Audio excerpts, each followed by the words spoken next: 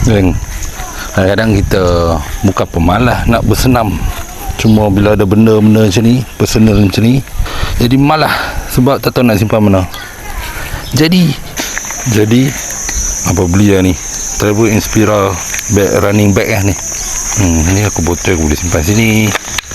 Dia ada jenis zip ni kan, atau ada poket dalam ni untuk membantu kita simpan barang yang agak besar. Lepas tu handphone pun boleh simpan dalam macam ni.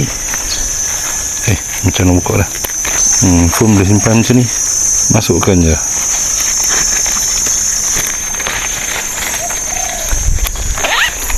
Lepas tu sini dia punya ruangan yang paling kecil, kita boleh simpan kunci, duit shilling pun boleh. Dan ada keychain macam ni kan, tapi bila simpan dalam ni dia tak berguncang, dia tak dah mengeluarkan bunyi yang annoying tu. Jadi apa boleh tengok kat beg kuning, beg macam ni bawah pada RM30. Ada dua jenis colour, pink dengan colour cream ni je lah. Aku lelaki, aku ambil yang colour cream ni.